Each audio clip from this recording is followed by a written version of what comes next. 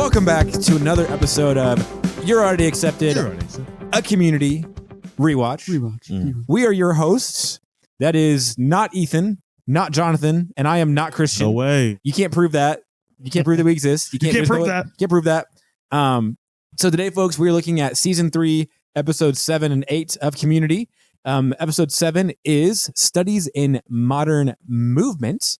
We're looking at Annie's big move from the sketchy neighborhood to Troy and Abed's house. Mm-hmm. And we will also be looking at documentary filmmaking Redux, which is about the dean trying to film a commercial for the school. So, Jonathan. Two very good dean episodes. Two very good dean. For sure. Dean-a-ling. Actually, you know what? We're gonna switch to Dean-episodes. You're right. Epideens. Eddie's Community Dean. Thank you. We're gonna start with Ethan. Ethan, thoughts. Action.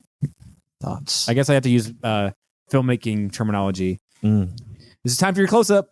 Studies in Modern Movement is an episode. One of the episodes of all time. It's honestly, I didn't write anything down for this. I'm not really sure why. I watched this like a month ago. It's been a while. I think that the Annie moving plot is fine. It's adorable because, you know, Troy and Abed are trying to welcome her. Mm-hmm. Not that funny to me, but it's adorable. Mm-hmm. I think the Jeff and Dean plot, honestly, is one of the better plots from season 3. Yeah. It's fun. It's so much fun. Yeah. Yeah. Say hello to the people in the Open back. it up. Yeah. All right. I mean, the Dean and Jeff's, doing karaoke is pretty iconic. I think just seeing the Dean becoming a main character. Did you say Bean? Bean, yeah. You will see how mean this Dean can be. It's fun. I think it's fun to see the Dean be more than a side character, and as grumpy as Jeff can be, kind of seeing him open up a little bit. And eventually he finds out what the real reason that he's there is. But it is kind of fun to see him let his guard down and actually be friendly because he's kind of usually not nice to people. Right. Have you noticed that in a lot of the episodes where Jeff tears down his guard, his borders, as well as he almost immediately responds with an act of fury or indignation, like the Abed might have Abed when he finds out that Abed's faking it. Yeah. Or Professor Kane, Marshall Kane, right? He tries to get back in the class, tries to kind of humble himself and well, screw you, I'm going my other way. So it's kind of interesting shade of the character, and this time it's earned. I would say that he's angry. Or even the episode where Pierce tried to give him bad gifts, and he's oh, if anyone and that besides my my father dad, walks out of that, you're that kind of thing. Yeah, and there'll be nothing it's your goofy or fault, madcap Jeffrey. about it. How come now I have to leave? Don't go any closer. Any other A+? I no, honestly, there's not. It's a fine episode. I mean, besides the karaoke scene. What do you think about Britta and Shirley's plot? Where it's basically honestly forgettable because I forgot about it until you just mentioned it. It's not great. It's not great, and honestly, I don't really understand the purpose of it other than just to give Britta and Shirley something to do. I know what the point is. I know it's supposed to show Shirley secular morality and Britta's and Christians can get along. But neither one of them's right. They're both kind of wrong, and also shout out to if you guys have seen Ted Lasso, that's Coach Beard, who's the guy. Yeah. I am him. I'm Jesus. It's just it's I don't know. It wasn't funny to me. And even maybe it's because I'm a Christian. Maybe it's not. I didn't think it was that funny. We believe in drinking the blood of children or something. Right? Isn't that what he says? In drinking human blood. Yeah. In the song. Yeah. I agree with you on that. I think it was one of those because I feel the whole a religious person and a non-religious person, we can get along. I feel that trope is used in different movies and TV shows. I feel they didn't do anything new with it. I feel Dan Harmon he can be a genius and rewrite topics on certain things.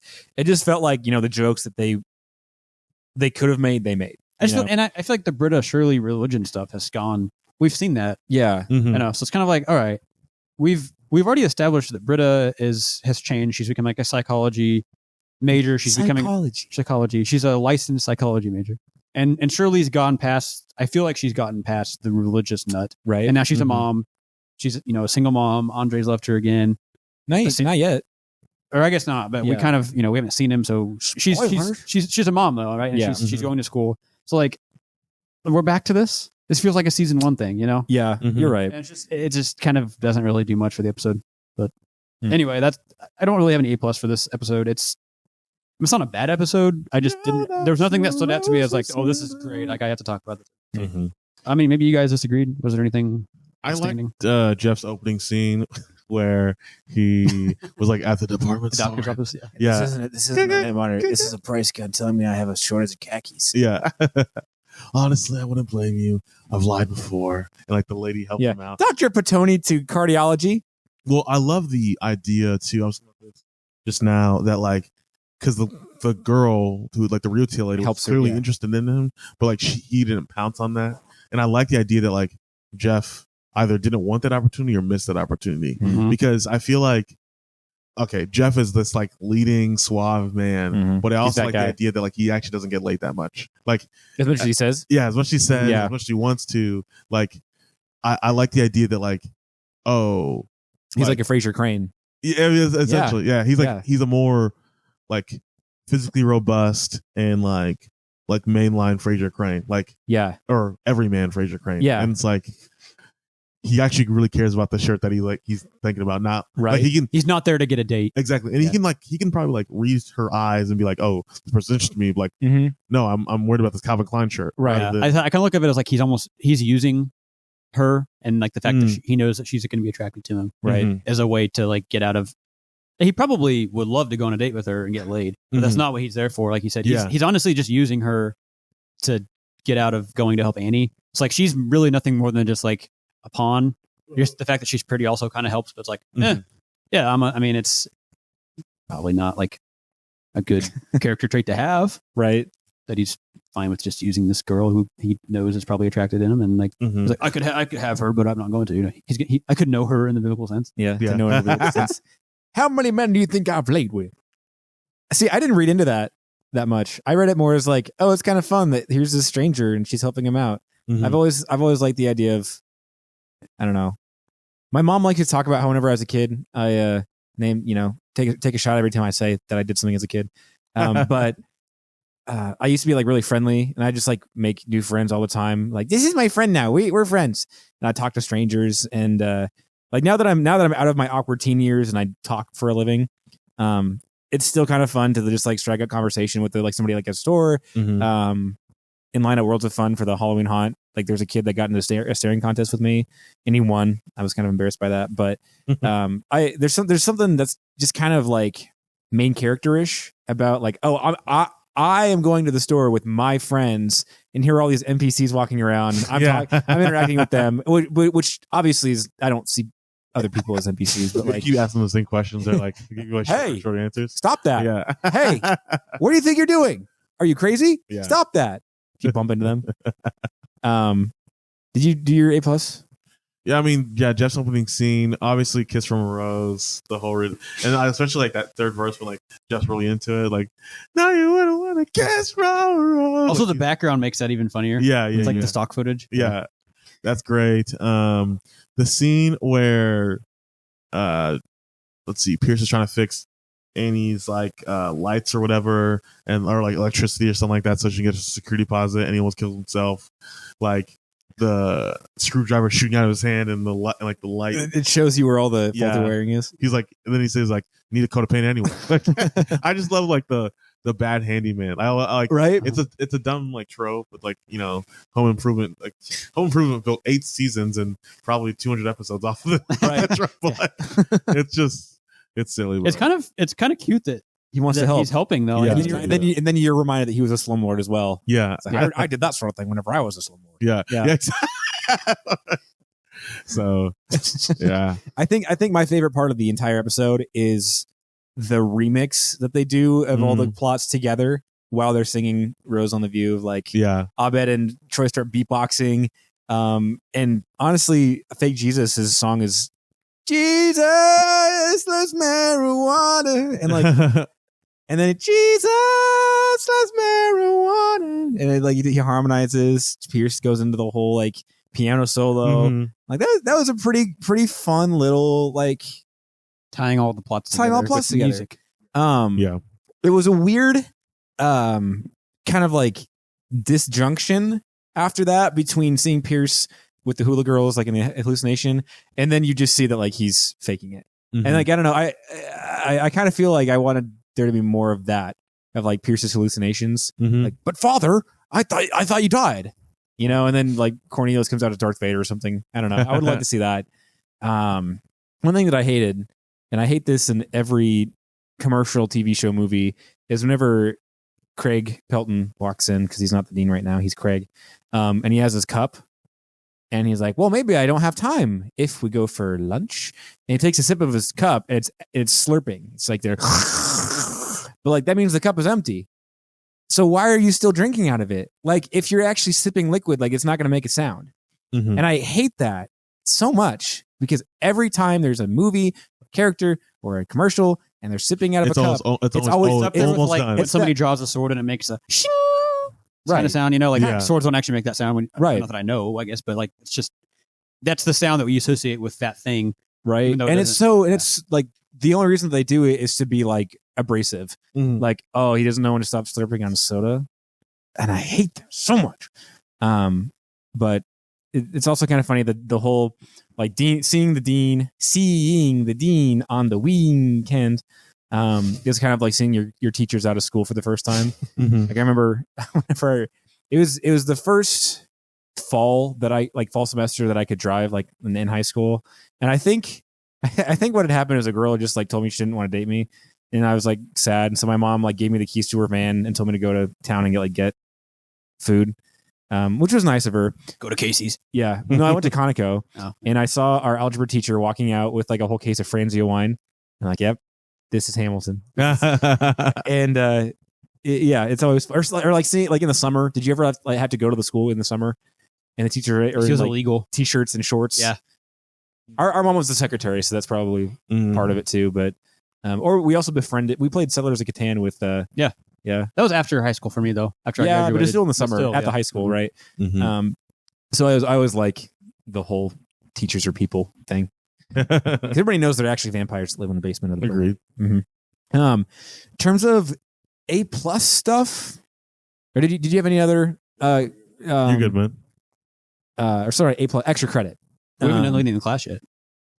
Okay, well I was going to switch it up a little bit. Oh, That's fine. okay. Sorry. No, go for it. It's okay. It's whatever. I mean, I don't have extra credit, so if you have some, go for it, I guess. Well, I didn't actually have. Okay, any. That's well, what let's just I skip was gonna extra credit then because we don't have Okay. it. Leading the class, I had Craig Pelton. Like I said, it's fun, Relax. it's fun that he's not just a side character anymore. say. Yeah, And I mean, he's a Craigular Joe, the Saturday Dean is hilarious because and he's not wearing his glasses. he is, isn't he? No, he's not. Nope. Maybe okay, yeah, maybe that's what seemed different about him too. But Well, at least in the opening shot at the department store, he wasn't Mhm. wearing glasses. but he's just so much more like I want to say calm, but like He's not wearing his button-up T-shirt and tie. he's a lot more like I mean, he's drinking a soda. Right. I mean, he just seems like a different person, and it seems like he's faking it at first, Mhm. almost like I don't think he is. He's just like Mhm. that. He's just creeping on Jeff. yeah. That's all I got. I think the dean is leading the class for me. I would say Leading. That's a good question. I would say Annie. I guess I feel bad for her in this episode because I'd have the same dilemma where it's like Mhm. moving in. It's like, okay, they're kind of doing me a solid, but one of the rooms is a dreamatorium, is essentially a playroom. So it's like, okay, Or almost like you feel like they think you owe them since they helped you move. mm-hmm. Yeah. and two, like I've when people say like, oh, live in the moment or like relax. I don't think I've ever been. Is it loosey goosey or goosey loosey? Like I don't like I'm kind of like that where it's like I don't know what it's actually like to be relaxed. So like like oh, okay, like choosing to relax for my friends, like all right, I can like having like work through a process of like trying to be cool about all of it, but also at the same time like she like shares her frustrations and like She communicates. She's not just passive aggressive. exactly, yeah. Fester. So that's nice. So Unlike I'll say Annie. Yeah, like it. yeah. So I'll agree with that. I'll say Annie is the lead in the class too, because even though it's almost kind of treated like Annie's in the wrong for blowing up on Troy and Abed, like they still should have known about it. Like I can't even imagine moving in with somebody and then you just have like the crappiest and there's. I will give Troy and Abed credit that they thought it was we always thought blanket forts were fun, so why wouldn't you want to live in it in the whole time? So I see it comes from a labor of love, but it bothers me when people like don't realize how much of an inconvenience that they're being, which I think might stand at odds with something I said in a previous podcast episode. I don't like being an inconvenience, so I'm always trying to be aware of whenever I am. I feel like that's something that our parents taught, or our mom taught us of like, if you go to somebody's house, don't ever ask for food. And whenever they offer you food, you say no. Like why didn't Troy and Abed think like, oh, we need the tape for moving, or we wasted all the bubble wrap? Like that's something that I mean that's obviously played off because they're immature, but I get Annie's frustration for sure with that. Yeah, agreed. For like Martin Red, final thoughts. You didn't do his leading the class. I did. I said Craig Pelton. I was the first one. Oh, you were the first. Okay, I'm sorry. You're good. Nah, yeah. I mean, like, I go back and forth on this episode. Like, good stuff.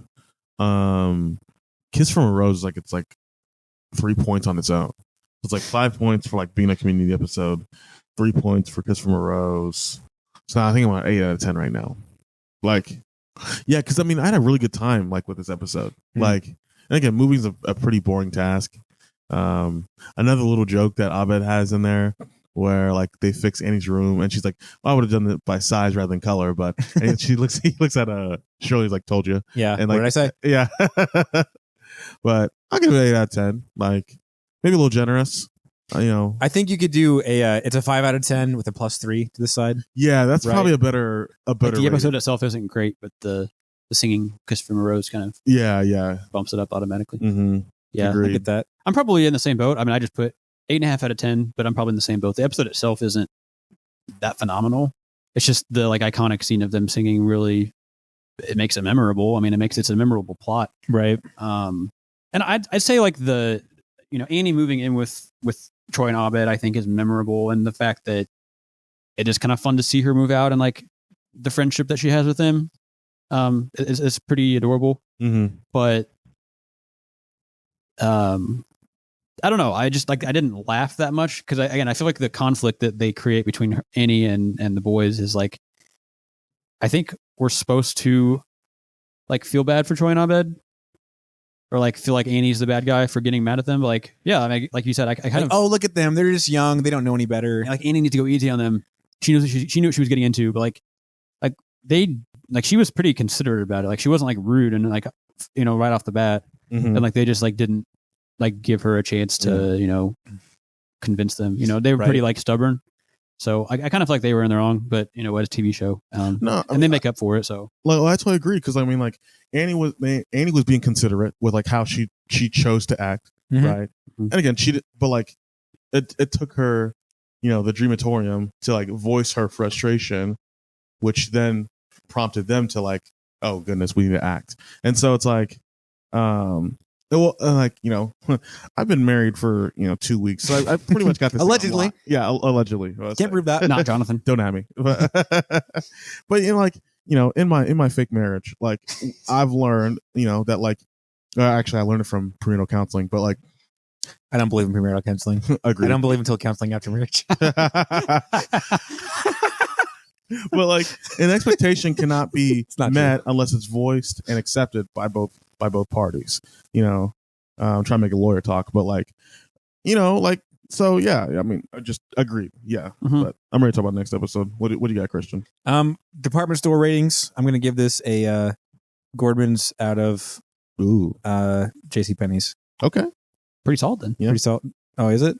I like Gordman's. Oh, Gordman's closed down. Filed for bankruptcy. I liked Gordman's. That's why. Kmart out of JCPenney. Yeah, Kmart. I wouldn't do that to my boy.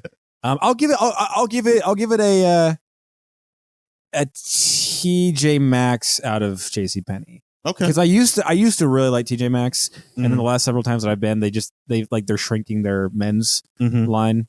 And if you know me, allegedly, I do care about my physical appearance, my wardrobe. This hoodie came from TJ Maxx though, so I shouldn't say too much. But yeah, I'll rate it that. But this next episode, though, here we go. This next episode here we go. is documentary filmmaking A Redux. I feel like we had this is probably one of knowing Jonathan, like the episodes you talk about. This is probably one of the ones you and I have talked about the most. Yeah. So I want to I feel like Jonathan should probably, I don't know, I want to say take the lead, I guess, but this is an equal opportunity podcast. But Jonathan, knock it out of the park. What's your? I don't want to step on your toes because I feel like you, I can't do it justice how great this episode is. So please. So this is praise it. So this is okay. We rated. I think all of us rated the second paintball episode. Christian did it obviously in his own way. He said it was Raiders of the Lost Ark out of Raiders of the Last Ark. Did I say that? It was. I forgot what your rating was for that episode, but it was you'll have to go back and watch that. It was Canes out of Canes. It was top. Yeah, Canes out of Canes. Yeah. But oh, now you're speaking my language. Yeah. Oh, why don't you just say that? Put it in terms I understand. Yeah, speak to me like I'm Christian Dixon on YAA. Can now speak to me like I'm Christian Dixon before YAA. Yeah. No, but I think this is the best single one-off episode in the series. In terms of A+ stuff, my top one was the Dean going, I'm trying to pull a 400-year dagger out of this nation's heart, and you guys are hugging the Dean. I mean, this is Apex peak Dean. This is Michael Jordan Dean. This is LeBron 2016 Dean. Mm-hmm. This is incredible, and again uses everybody. Uses side characters well. Uses the campus well. The campus is his own character in this. It's, I mean, probably, yeah. So off pod, allegedly, this is the line that we probably quote the most, when I'm with y'all is, I'm not racist. My best friend growing up was a black man. Yeah. Oh my goodness! And again, what is the joke in that? We don't really know, but it's just, it's so good. But I think our second most quoted one is from this episode, which, or at least for you and me, which is, "Can I just say I loved you in IMDb?" That was tragic. Yeah. Oh my goodness. But yeah, we can just rip off lines honestly, every line I feel hits in this episode. Almost every line's a joke, of some kind. A lot of gold in it. I mean, I don't want to hog them all, so feel free. I mean, what's your favorite line? I didn't write them down. I love Annie's. The Dean had his 7th epiphany today, which was giving me epiphany of my own. The Dean is a genius. He has to be. If he isn't, then I've given up almost 2 weeks of my life to an idiot. That is unacceptable. Therefore, the Dean is a genius, and I will die protecting his vision. Yeah. And then I was like, "Are you familiar with Stockholm syndrome?" And she's like, "Did the Dean make that up? Because if not, I don't care." Yeah. And then I also love the revelation. A couple months later, she's like, "Oh my God, you are an idiot." And she just snaps out of it. Yeah. We need a Chinese man with a blonde. Oh my gosh, you are an idiot. Yeah. Yeah. You are. If the Dean was a Chinese man with a blonde wig. Oh my gosh, you are insane. Yeah. I love. Yeah. Great acting by Elsie Brie too. I love Jeff's whole I've always been bald. I merely dreamt of having hair, and then you see it Craig's go home. You're fine. You're off. Go home. And he starts crying. And, you never see Joel McHale's character, Jeff, breaking news. Yeah, take off the bald cap. Wait, what? It's hack. Yeah, or what'd you say? Yeah. It's phony. Yeah, it's not. It's not real life or something like that. Yeah, exactly. And I don't want it on my set. Take it off. No.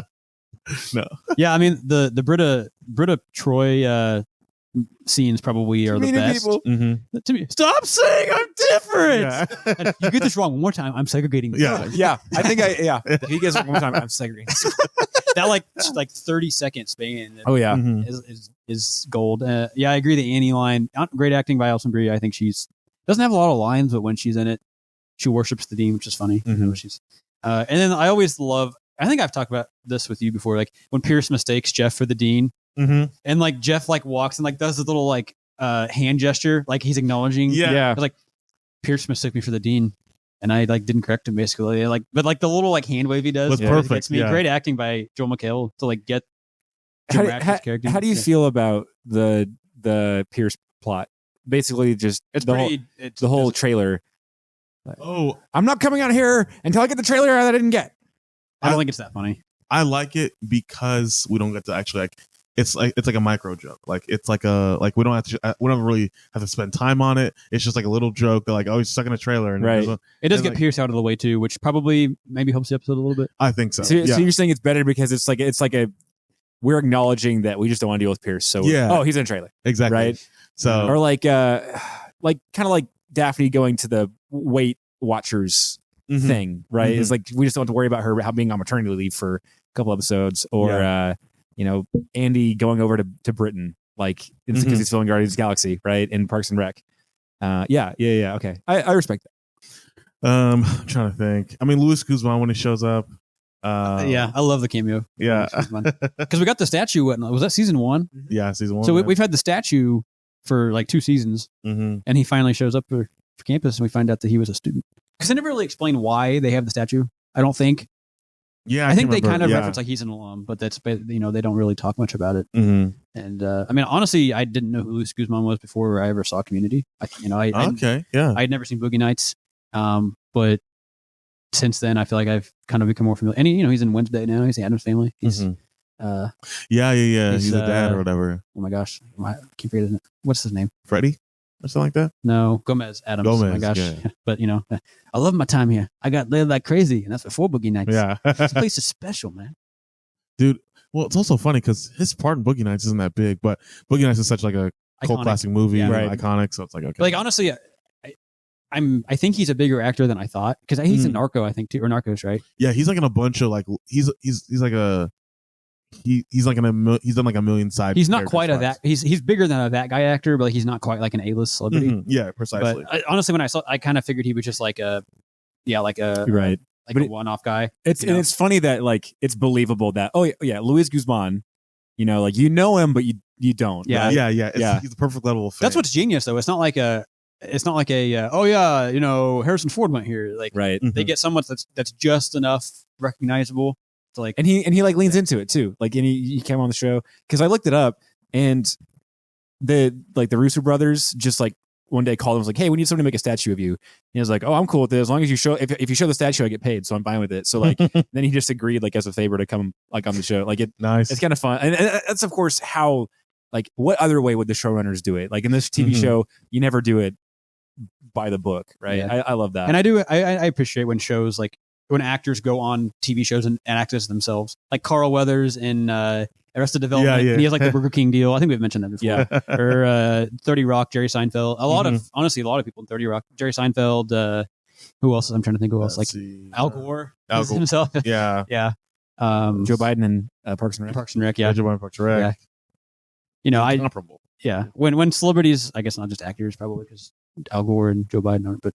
When celebrities act as themselves, what do you mean? Kind of like make fun of themselves a little bit. It's kind of fun. Yeah, but it's like like Carl Weathers. He's just random enough to like you know who he is, but like why Carl Weathers or Reading Rainbow, Mansa Musa.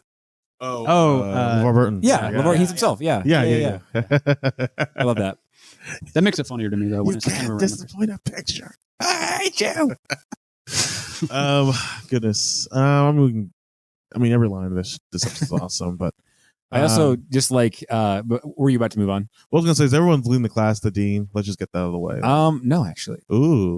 You and I are on the same boat as the Dean, I think. But I was gonna say I did at the very end of the episode where the Dean comes in and he's like, "I'll have to let you know that no, I've got no excuses. Can you forgive me?" And the group is just sort of like he just like interrupts the group, and they just look at him, and after a couple seconds, Jeff's like, "Yep." And I don't know the selling, and it's kind of like in the last in the Halloween episode where Britta asked Jeff, "Are people using my name to mean a small inconvenience?" Yes. Or Abed in My Dinner with Abed. I pooped my pants. No, not that one. It was. Can I tell you a story, Abed? Yes. Yeah. Just kind of the timing and the pacing. But I will say, my lead in the class is Abed because he saves the Dean's butt. Yeah. Like with the documentary filmmaking. And I don't know. I felt like once everybody left, he's like, if anybody doesn't want to help me, they can leave. And then the thing's empty. I had a tiny second of sympathy. He was like, I would stop. I would start recording. I would stop. Yeah. But at the same time, I was like, but I don't feel bad for you because you did this to yourself. Right. And I don't know. That was why I said he wasn't my leading class. He did it to himself. Fair. Yeah, fair. The only extra credit thing I had was that like the basketball player from the old commercial seemed gay, and like that's I think that was definitely a reference. Okay, right? Yeah. Although you know how he does the little like thumbs up thing. Yeah. There was like a 6 month span where I just did that all the time. Like yeah. Because of this. Yeah, because of Really? this. Because it's like you have to do like a locomotion and that's why Troy went to Greendale because of that. Yeah. Troy like did that in like the first season, right, or something like that. Well, he's like the whole reason I went to Greendale is because the guy that went like this. Yeah. He does the thumbs up thing. So yeah, gay basketball team. Go Greendale, go Greendale, go. Yeah, I love the 90s. Yeah. 90s. And there's a completely different dean. We have the best typing class in the entire Greendale. Now you can register by fax. I have not really a trivia thing, but just something that a real life connection. So I don't know if you guys have ever seen. There's a billboard right outside Maryville. I think it's for some kind of insurance agency, unnamed insurance agency. We won't, say names. Where's Maryville? The alleged town that we have been to before, where we went to school, possibly. But there's a billboard for an insurance agency, and it has a picture of the agent on it, and he looks just like Jeff with the bald cap. And he's bald and has a beard and glasses. And every time I drive by it, I think of that, and it cracks me up. So I've been waiting for this episode so I could bring that up.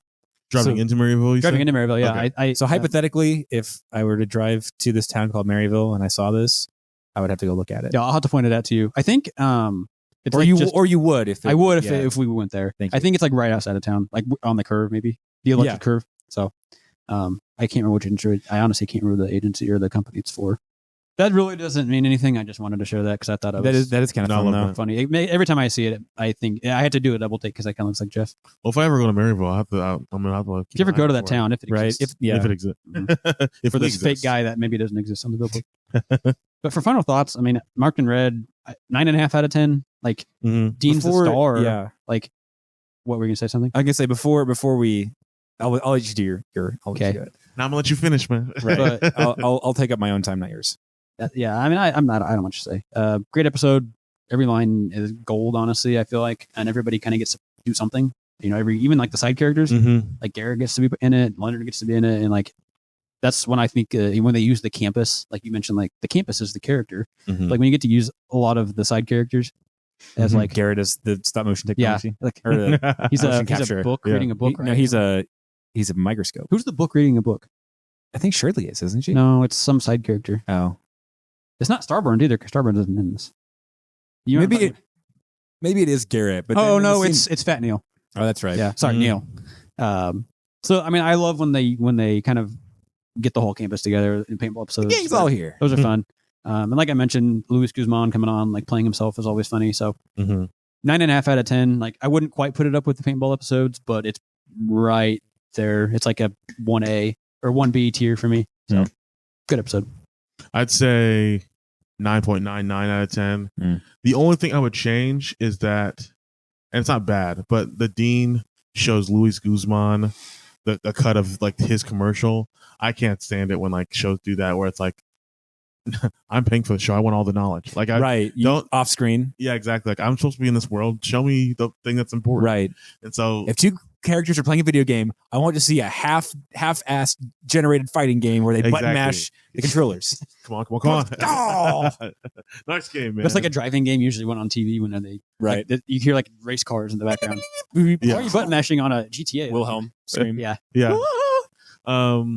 Let's see. Yeah, I would just say that. You don't want them to show it? No, he does. I wanted to see it. Like I want to see the dean's like the dean's, we just hear it. Right. The Snyder cut from like the Pelton cut. Yeah, the Pelton verse. the Pelton cut. Release the Pelton cut. But let's see. Yeah, because it's like with Maris and like Frasier. Like I always wanted to see what Maris looked like. Right, but then at the same time though, the more you build it up, the like less possible to just have a satisfying conclusion. Because you had all of these like crazy, like, oh, here's an apple for scene 3, or you have the giant babies who are the birth of a new era in education, like, because then otherwise you get something that the final result will be impossible to incorporate. I just looked up like Maris on Google, or what did Maris look like, and like it's like some different like whether artist interpretations or like what actors fit the part. It's kind of neat. I've actually always thought that the actress that plays Mel would look like her. Honestly, was what I always pictured Maris looking like. Yeah, kind of. yeah. So that's what one of them was like. And I think that's probably part of the joke is like Niles just liked her because she looked like Maris. You know, he always has a type. But anyways. Mm-hmm. But yeah, 9.9 out of 10. Super happy with this episode. Best single episode of the show. Fair enough. I'm gonna give this a I don't know. I don't have a rating for this. This isn't the first time on the podcast that's happened though, so I don't feel too bad. A documentary. Yeah. You know? Ken Burns Civil War. That's what I give it. Out of gosh. No, I'm gonna give it a World War II in color out of Ken Burns Civil War because I really like World War II in color and Ken Burns is the GOAT. What I was gonna say though, for like trivia, is they mentioned that the hugging scene with Britta and Troy took 12 hours to film. And have you ever done anything for 12 hours straight? Like, have you ever had just like one of those like mental endurance events or things that you've done? One comes to mind, and it's I went to Rockfest with two guys from our alleged former college of ministry. It was the worst day of my life. But at the end of it, it's like, oh, I can do that. Like I can. Yeah. I've already experienced the worst day of my life, so it's like, okay, right. Life's not gonna be cancer. Hit me. Yeah. Bro, bring it up. Where you at? I see no God up here other than me. Yeah. Like, yeah. Have you ever done that? Just had like, I mean, not for 12 hours straight. That's hard. That's, I mean, I think driving like a long time is kind of probably the worst I've done. Like driving to Florida for an alleged spring break trip from behind an alleged youth ministry leader. It's pretty awful. Just because we had to stay together. Went 5 over the speed limit. Yeah. And if he goes 5 Alabama over, sucks. Alabama is an awful state to drive through. That's probably like that's what comes to mind for me. But can you check the demographics? Make sure that Alabama is not in our listeners. Oh, we're fine. We get most people in like Chile or something like that. So. Okay, really nice. Chile is beautiful. Yeah. I would love to visit the beautiful this Shangri-La. Yeah, the Andes Mountains, right? Yeah. Andes Mountains in Chile, not in Andes Mints. Yeah. Cheap knockoff. the 12 hours thing. So for my job, we work the state fair for the state that we live in, allegedly. And then we also do the state to the north of us. And it's not Alabama. It's not Alabama. Well, you can't prove that. So the mistake that I made was, so how it works is you have 2 shifts a day. One of them is from 9 a.m. to 3 p.m. and the other one's from 3 p.m. to 8 p.m. So my mistake was that I signed up for the afternoon shift, the 3 to 8, and then also the next day. Mm-hmm. So I ended up working from 3 p.m. to 8 p.m. the next day. And I mean, obviously I got to sleep in between. I like went to our hotel, but whenever you're standing there for like 9 to 8 and then plus 3 to 8, so that's 17 hours. Mm-hmm. And you're saying the same stuff to people over and over again. People aren't there to see you because you're just at a booth in a building. It's like a marathon. I mean, I've never run a marathon, but I've talked to people who have. And it's at first you go from like, it's been 3 hours, since I got here, and you're like, oh, that wasn't too bad. I've only got 9 more hours to go, right? And then it's like, oh, well, it's lunchtime. Now it's noon. I can go take a walk and I can go. But then you're like, okay, now I've got to get through this next hour. And like, oh, those last 15 minutes were quick. And then it's those last 10 minutes. So like, you just keep counting time. Exactly. Like, chunking exactly. it. Yeah. And I've always felt that way with really anything like cross country whenever we apparently used to run that. Whereas like, we're not even halfway yet, right? In this run. And like, what am I giving myself permission to do once we get to halfway? Mm-hmm. Like, is it the comfort of knowing that I've already done part of it, so this last half is all I have to do left? So I can't imagine Troy and Britta having to do 12 hours of that. Speaking of 12, I didn't know how else to work this into the podcast, but we were not related to community, Ethan. I'm sorry. I know you hate whenever you derail this, but have you ever thought about numbers as like having a personality? Oh yeah, I do. Oh yeah. Okay, so let's just do 1 through 10. 1 through 10. 1 through 10. Right. 1 is like a lonely kind of. One is the lonely. Right. Yeah, exactly. Because he's tall and slender. He's like that brooding like Italiano kind of guy. Like exactly. I imagine him like either being Italian? like is that just Italiano, like a little dude like who's like spindly, kind of like playing video games like by himself, just kind of like a loner. So you don't see him as like a bad butt kind of guy. You see him as like a little Like he's like socially awkward, almost kind of like likes his video games more than his friends. Yeah, I think either that or he's like the lone wolf. Like, I stand alone. Like, so it's either that or that. And then 2 are like they're actually 2 people. They're a couple. They're like just always together. Yeah, they're the couple at football games on Friday. Because 2 always is like hugging. it's like leaning over, right? On the cage. Yeah, like if let's say with a blanket around him. With a blanket around him. And they're the ones that the teachers have to always check on, like on the back of the bus on a field trip. Yeah, exactly. 3, there's like a few cool people on the list. 3 is one of them. People just like 3. Like it's like 3 has like been in the school district since like kindergarten. And like everyone's been like 3's like got a smile on his face. Right, like everybody wants 3 to come to their birthday party. Exactly. Yeah. 3's at every birthday party. Right. Like plays football. Never plays basketball. Actually, never like the head scorer on any of them. Yeah. But like the most fun to be with. Mm-hmm. Exactly. Yeah. Exactly. Yeah. 4 is like the smart girl, and like that she knows girl, it. Yeah. Right. She's the head of the academic bowl team. Exactly. Right. Actually, right. Like parents are really rich. Yeah. Always talks about like having a boyfriend from like another state. Yeah. My boyfriend from Minnesota. Oxnard. Yeah. Right. And you're not really sure if he actually exists or not. Exactly. Right? Yeah. And then until you find out that they break up. And then she's like a mess for like a week straight. And all of like the other numbers are trying to like comfort her and like friends. It's fine. Yeah. He didn't deserve you, baby. Like yeah. And then like 5 is like kind of like another like one of the cool people, like, but like 5 is like another one that's like they don't get like everyone hype like number 3 does, like 3 does, but like just cool with everybody. Like, I see him as clicks. Yeah, right. I see him as kind of like that like short, stocky guy who's like maybe in wrestling. Yeah. And like he's kind of like the life of the party. Like once he shows up, you're like, oh hey, you're here, and then they forget about him. Like it's like where's 5? Oh, there he is. Okay. Exactly. Anyway, what you're saying? Yeah. Precise. And like 5 is also the kind of guy that like kind of can get if he's like wrestling, he can get like hook up the other sports teams with steroids. Like he's the guy that can get you things. Gotcha. Like, I see. Yeah. But he doesn't like he's not like a like he doesn't bring that out or like the teachers trust him, but like right. It's like he's got like a secret side, right? Exactly. Yeah. 6 pure evil. See, I see 6 as like a misunderstood cousin of 5. Of like 6 is the one actually selling drugs. Exactly, right? Yeah. Exactly. He's got really like long carpeted black hair. He wears the same jacket every single day. Like you don't claim him as your cousin, but then your mom's like, oh, well, what's 6 up to these days? She's like, oh, I don't know. I think he was an ISS. Like, yeah. And then 7 is pretty sure it's an ISS. He was in 3. But 7 is like the life of the. He is like he's not just the life of the party. He is the party. Homecoming king, like that. That's 7. 7 can be a guy or a girl. Gender fluid. What? Gender fluid. Yeah. It's a 2022 7. So it's exactly.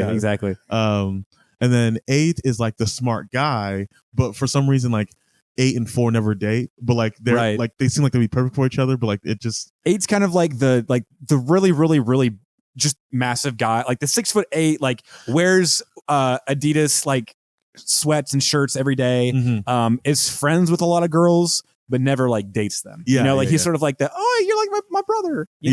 Sort of. 9 is 9's my favorite number, so I'm trying not to like be biased here. See, I'll have to ruin your party. Like I always saw 10 as like the prophesied like Messiah of like hear me out. Okay, go ahead. I think it's like Secret of Nim or whatever is like that old cartoon. There's like this like old stoic like ancient figure, and people like or Aslan. He's not 10 is Aslan. That's what I'm thinking. Like you don't see him very often. But he's gonna make everything better, because he's a double digit number. 9 is like the conniving nephew of 10. Like that's how I saw him. Yeah. Right. Like the Loki, like he's trying to figure out how to, he's almost a double digit number, but he's not quite. So he's trying to convince all the other younger numbers to like back him so he can, add up a little bit more. And he's like 10. He's like the Ebony Maw of like, yes. Yeah. Like, come on, Squidward. Like, yeah. Well, okay. So I see 10, if we're going to like stick with like the school theme, I see 10 as like the kid, the cool kid from the different school. Okay, that hasn't transferred yet. Like, so much potential. Like, no one really knows him. And 9's like, he's not that special. Like, yeah, exactly. Well, 9 is saying he's not that special, but they're also like really good friends. Like, yes, perfect. Like, okay, I do like that. I'll agree with that. See, numbers and school and community, it does work together. But we were just talking about that before the podcast started up, so I felt like that was a good. That's gonna be a clip. Yeah, absolutely. Numerology. Is there a number? Is that an episode? I don't think so. There's not really a whole lot of math. Like, there's no math class that they take No. in the show. I don't think so. Meow Beans is like the closest we get. Yeah, that's true. Which is season 5. Meow Beans. Right? I can't wait for Meow Beans. 5 minus 2 plus 1 minus 3. Was it 1? 5 minus 2 is 3 plus 3 is 6 minus 1 is 5. I don't think that's what I said, but anyway, we'll get to that whenever we come to it. Ethan, any final thoughts? No. Any threats that you need to give me? No. Okay, for derailing the conversation. No. Okay, good. Any final thoughts, Jonathan? That was good, man. Okay, man. Well, thank you, folks, for another episode of Community. You're already accepted a Community rewatch, and also all the episodes of Community that are out there. We will see you real soon, but take care of yourselves. We love you. We appreciate you. Let's go.